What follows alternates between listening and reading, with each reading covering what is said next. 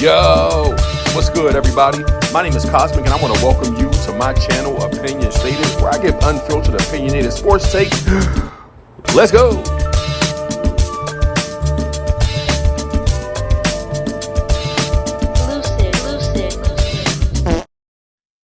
Yo, what's good, everybody? My name is Cosmic. I want to welcome you back to my channel, Opinion Stated, and I've got a really fun episode planned for today.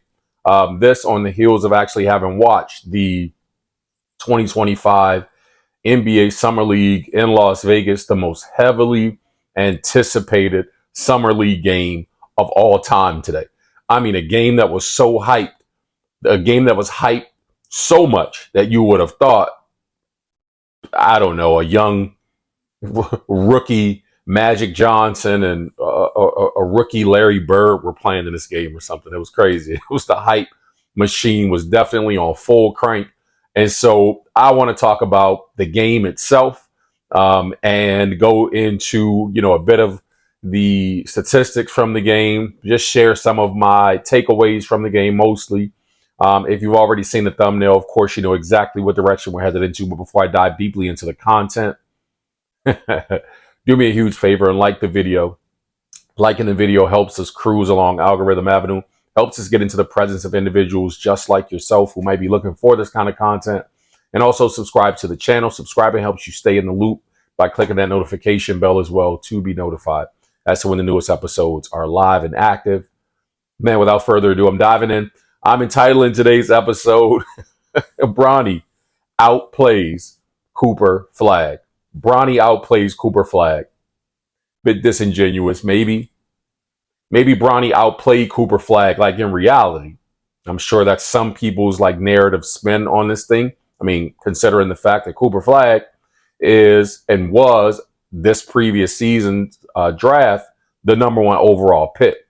Bronny, who came in through last season's draft at number 55, a number 55 overall pick who's been getting dragged by everybody and their mama, me included, for the better part of a year for various, reasons, not necessarily specific to, like his game or what have you. But for #1 overall pick to come in and not utterly dominate in one-on-one matchup situations, you know what I mean? Like, it could stand to reason that Bronny outplayed Cooper Flagg today. Bronny outdueled him. Interestingly enough, when I saw the machine, kind of cranking out this, Bronny James and Cooper Flagg Summer League game, tickets are astronomical. The revenue from these games is going to be highest than any Summer League game in the history of the NBA, all this hype all week. I was like, Bronny and Cooper Flagg, I mean, they're not even going to match up against each other. It's fucking idiotic. And right out the gate, you know what I mean? We got some matchups where actually Bronny held his own, giving Bronny his props. Bronny held his own in the post and post-up matchups, etc. against Cooper. You know what I mean? Not giving way to, body size, etc. Bronny's put on a bit of weight, but, some muscle. So shout out to Bronny, you know what I mean, for that. So again, me saying that Bronny outplayed Cooper Flagg, I'm like, well, you know what I mean? Like maybe that could be, a real thing or an argument made for it. Likewise, I'm certain that some people would love to, and the spin is probably going again as far as narratives are concerned, and a lot of videos uploaded by content creators on social media. I'm sure they're dragging Bronny for missing what could have been a game-winning or game-tying shot, like father like son, chip off the old block, not clutch. You know what I mean? I'm sure he's getting, dragged for that too, and I guess an argument could be made for it. He did miss, a step back that he created there with the shot clock and the game clock winding down. However, again, it's kind of narratives, you know what I'm saying? So it is what it is, whatever, side you stand on as it pertains to either one of those potential narratives, you know what I mean? Like, go crazy, man. Knock yourself out. Either Bronny outplayed Cooper or Cooper just, is giving grace for not having a great, a great showing in his very first, Summer League game, before a crowd. It's not even the largest crowd that he's ever played in front of, so I can't say it was that. But his debut to the NBA Summer League just wasn't a stellar debut. We'll get into the numbers here in just a second, but let's take a look first of all, again, at the final score. Again, as I stated, this was the most watched game in the history of NBA Summer League. And it ended actually in a bit of a thriller, 85-87. The score just kind of teeter-tottered. You know what I'm saying? Like back and forth, seesaw. You know what I mean? Like back and forth. And I actually enjoyed the I guess I enjoyed the ebbs and flow of the game, I'll say. You know what I mean? Like I enjoy them as a basketball fan. Well, do I like some of the style of play? Not at all. You know what I mean? Like, some of it, I was just like, but you know what I mean? Like that notwithstanding, it was interesting to see, one team go up by 5-6 points, have a 7 point lead, and then the other team come back and cut the lead down to one, take the lead, go up 3, 4, 5 points or something like that too. So that just kind of happened a few times throughout the game. So it was very interesting to see the kids match up against each other, with all due respect. You know what I mean? I say kids because you know what I'm saying. But yeah, it was nice to see those young men get up and down the court and try to earn themselves a place on a roster, respectively, if not even on the two teams that played, the Dallas Mavericks and the Los Angeles Lakers, but on some other team who might be, scouting for potential prospects there in Vegas. Next up, I want to take a look at just specifically, how these two players fared, both Cooper Flagg and Bronny James in the game. Points wise, as far as points are concerned, you can see right here in the graphic, Bronny will score 8 points in the game. Cooper Flagg will score 10 points in the game. So points relatively even rather, one bucket, you know what I mean, kind of separates them, or definitely separated them, or 2 free throws, however you want to slice it. Both of them shot deplorable from the field. 23.8% from the field for Cooper Flagg. He shot 5 of 21, which we'll get into when we look at the numbers a little bit closer. And then Bronny, shot 25% on 2 of 8 shooting from the field. So it was like just crazy, terrible shooting percentages for them. From 3-point range, Cooper Flagg would actually go 0 for 6, I believe, in the game, or 0 for 5. He went from behind the 3-point arc. And Bronny would go 1 for 6 for 16.6% from the 3-point arc. Cooper Flagg I think Cooper Flagg is going to make a pretty decent small forward in the league. So threes will most certainly be, a thing that he, kind of does or is expected to do as a small forward, power forward in this league. Maybe he'll fill out a little bit more and, definitely end up being kind of a power forward. But he didn't really look size-wise much bigger than many of the other kids. Even, in fact, when he and Bronny were matched up, I was just like, damn, Bronny looks like he's like almost the same height and size as Cooper Flagg. So it was just kind of interesting. So maybe Cooper's actual height as listed in the NBA needs to be questioned as much as Bronny's was last year. But I said that, brought up the 3-point shooting point to point back to Bronny now and say, for a guard his size, 6'2", off guard, because he's not even considered a point guard, maybe his ball handling skills will get a little bit better, and he'll develop, a bit more of the ability to facilitate, as his dad has made a career doing. But for a guy who is not a shooter at that size, is no good in the NBA. You know what I mean? You don't have to be a shooter. You can come in and be the kind of person that just locks down, defender as a defender, etc., and earn your keep in the NBA on some kind of minimal salary, type shit, like for years. But Bronny definitely has to improve his outside touch. And again, just 16% in this game is not an indictment on him to say, like he can't get better, but this is much the same as last year. So 1 for 6 from 3 for Bronny. As far as rebounds are concerned, obviously size-wise, you'd expect that, Cooper Flagg will get more rebounds than Bronny. So he grabbed 6 rebounds in the game, 6 rebounds to 2, and then assist.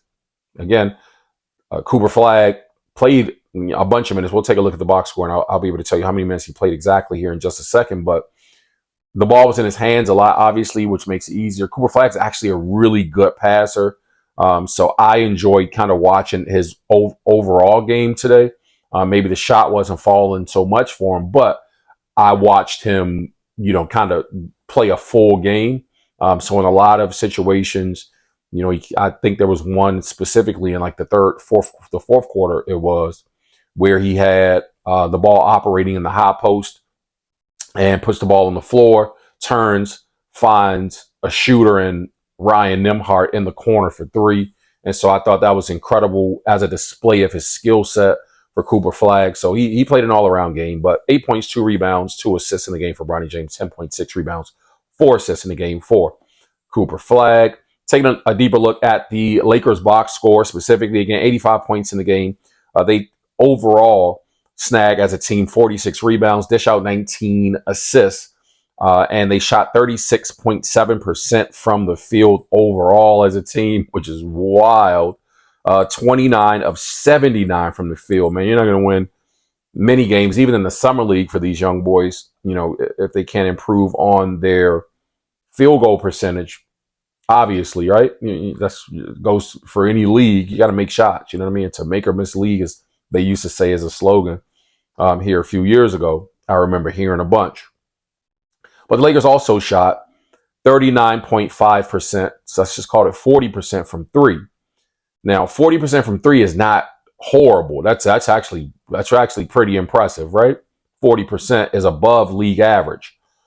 However, these kids shot 38 3-pointers in this game, and I was just floored by how many threes they were allowed to just kind of chuck up, come down, not even actually setting up any offense, just shooting threes. It was just like free wreck out there. I'm like, what the fuck is going on? We're on the playground now. These kids are just coming down in transition, pulling up for 3, not even thinking to take it to the basket and try to lay it up. It was just wild to watch. So I say that to say, like, what are we training these kids to do here? You know what I'm saying? Like, it's got to be something. It's got to be something sensible that you're trying to get them to understand about the actual game of basketball on the NBA level, and not just like coming down playing like you're on a blacktop. It really just today just seemed like it was open gym, and they were just like having these kids come down. Like, where's the coaching to put in offensive sets and to do the things that might be most effective on the NBA level, except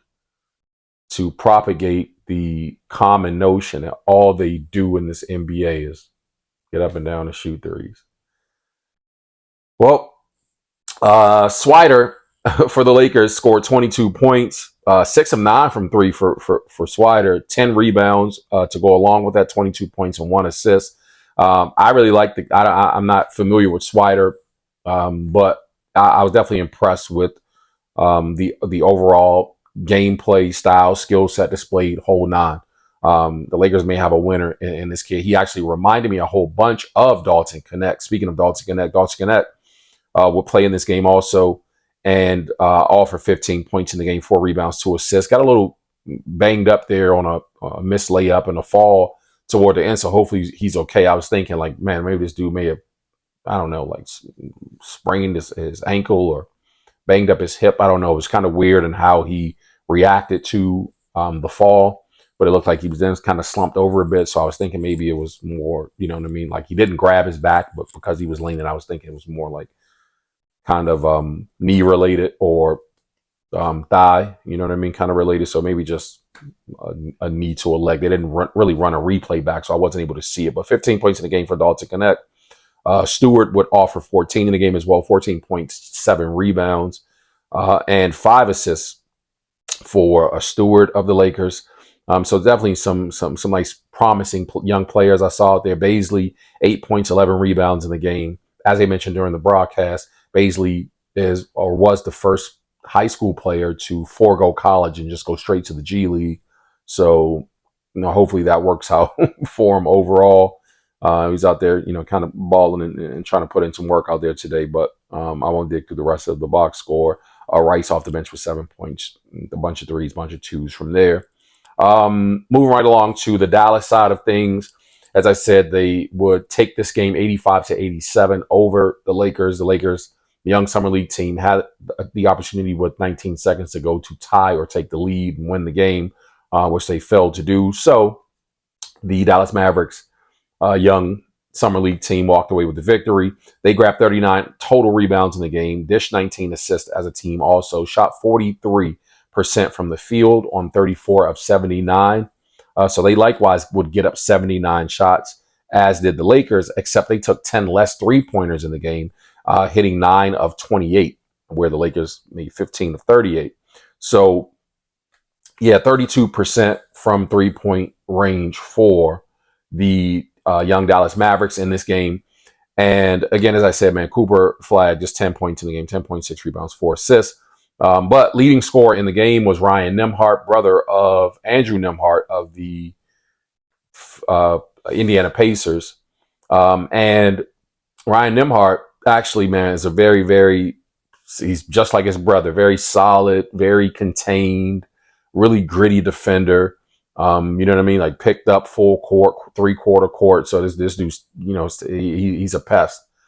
And what I would like to see him not do so much, and he'll probably, obviously get better at this, and he'll have to in order to stay in the league, is not killing his dribble so soon in hopes of having a pick set for him. You know what I mean? I kind of watched him do that a whole bunch of times, and I didn't really like that, but that was one of the things that I noticed about him, which is typical of a young player, so it's not a slight to him. I'm just saying.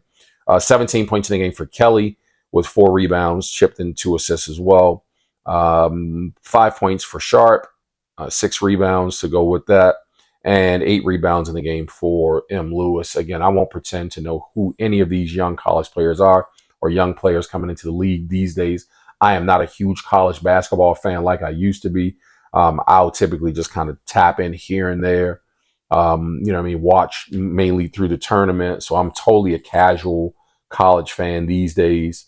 Unlike I used to be. I just used to live and breathe all kinds of basketball all year round. Any way that I could get it, I would be here for. But I just wanted to point out again, highlights, etc., from, or just to highlight what I saw and to talk about what I saw in that summer league game. I don't have any staunch criticisms or, you know what I mean, like hate or disdain to direct towards any of the young players who played today. Not Bronny, not Cooper Flagg, not to call anybody overrated, overhyped, not to pronounce some. Told y'all Bronny was getting better. No, it's like none of that. It was just a humdrum basketball game. This is what we watched today, with the exception of the kids who did step up and shine in the game. So I was happy to see that there were other kids who and keep saying kids, but young men who came out and were able to put on a show and maximize the opportunity for exposure with a game that was so heavily hyped by the media. So, that's been the basis of this episode. I want to thank you guys for tuning in. Do me a huge favor once again, like the video if you haven't done so already, and subscribe to the channel. I will catch you in the next episode. Leave your comment, your opinion as well. And I'll catch you guys in the comments. One more over, catch you in the next episode. Until then, take care of yourselves. Blessings.